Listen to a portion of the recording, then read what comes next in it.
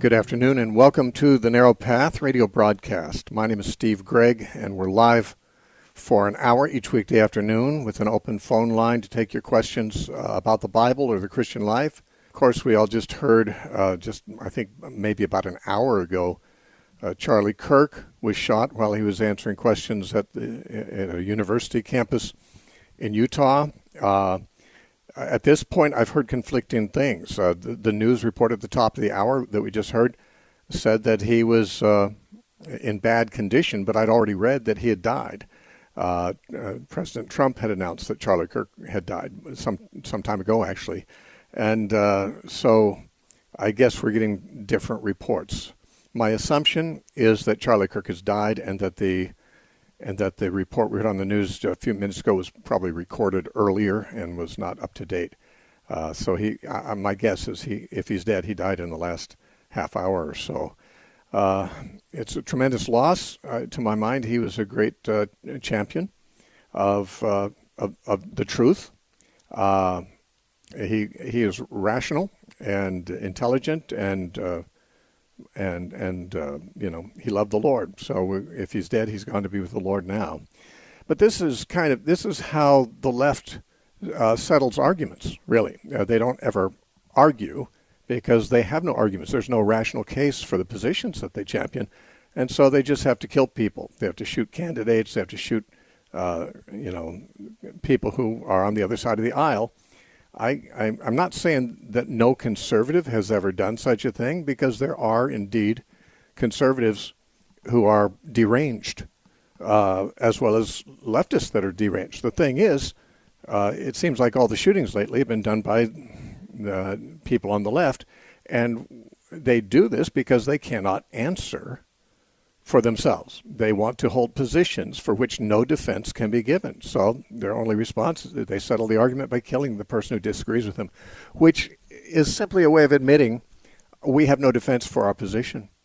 Now, Christians need to be in a position that they can defend their position. Charlie Kirk was certainly excellent at doing that very thing, one of the best of his generation, no doubt. And I'm very grieved for his family, and I'm glad for him that he gets to be with the Lord. I wish I could be with the Lord. I'd be glad to go. But on the other hand, he has loved ones. He has children. He was 31 years old, and of course, the forces of sanity were definitely benefited from his activities. And he had just begun a university tour where he's going to be doing this kind of thing at university campuses, and some nut job obviously offed him. Now, if the news is that he hasn't died again, this is so soon after the event, I've heard two different things. It's confirmed that he's dead. Okay. So, it's a terrible tragedy for the country and for his family. And it also, of course, the way it's handled will determine whether this kind of thing is encouraged or not. I understand already some of the mainstream media are blaming him for his own death because they said he was involved in hate speech, and when you do hate speech, it begets hateful actions and so forth. No, that's not true. First of all, I've heard him quite a bit. I've never heard him say anything hateful.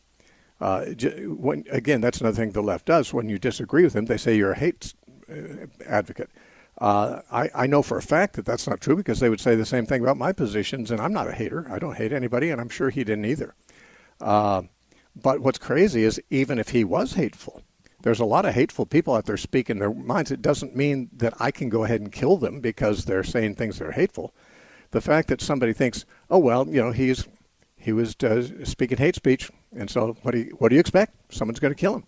Well, I don't expect that, not in a civilized nation. But, of course, there's a great number of people who have simply left the civilization, and they've gone into irrationality. And I don't know what's behind it. I'm not a conspiracy theorist. I don't have any idea what it is, except I know that it has an awful lot to do with the kind of education people have received the past generation or so.